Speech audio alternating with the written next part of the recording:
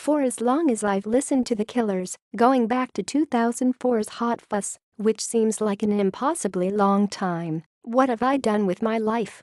I've never quite figured out a seemingly straightforward question: is this band good or terrible? I somehow own most of their albums, including Inexplicably, the 2007 B-sides and outtakes collection Sawdust, though not 2012's generally disliked Battleborn, which means I'm not completely hopeless. And I tend to enjoy those records, I think, and have on occasion even publicly defended them. This suggests that I find The Killers to be good. But merely liking something doesn't mean that thing is good. I also own every album by Muse and Kings of Leon, and I feel like I should apologize for it. My taste in 00 rock is dangerously non-judgmental. With The Killers, you can't deny that a whole lot is terrible: the ridiculous lyrics, the smarmy persona, and especially the epically bad taste in everything from bolo ties to album covers. Even the songs I know are good are still pretty embarrassing.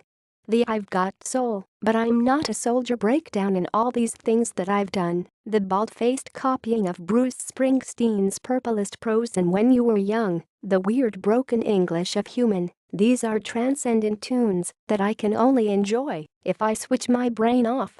I don't think The Killers even know if they're good or terrible.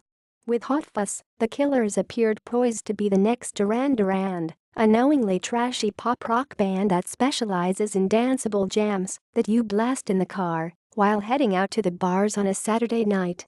But on the next Killers record, Sam's Town, they decided to be the next iteration of U2 Springsteen, an earnest, important band type that makes grand statements about the state of the world.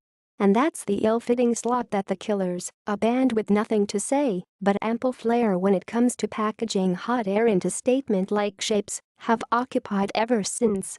I only got a handle on my feelings about The Killers recently after hearing The Man, the first single from their first album in 5 years, Wonderful Wonderful.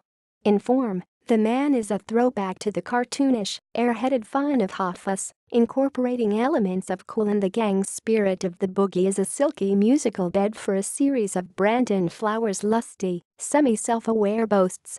When it comes to Friday I always earn, don't try to teach me, I got nothing to learn 'cause baby I'm gifted, you see what I mean? USDA certified lean. But as an artistic gesture, The Man is really Rorschach test for how you perceive The Killers. If you think this band is capable of being legitimately good, The Man is very bad. Judging by my social media feed, this song is strongly disliked by Killers fans. But if you think The Killers are terrible, The Man might in fact be good. For me, Flowers' willingness to refer to himself as USDA certified lean signifies the most endearing thing about The Killers. Because this band is neither just good nor just terrible, but rather good, because they're terrible. Our love the bleak hello heroes are in a precarious position in 2017, as if the extended delay between albums wasn't alarming enough. Half of the band will be staying home during The Killers' upcoming tour in support of Wonderful Wonderful because they want to spend more time with their families, the most dreaded PR excuse in all of flackdom.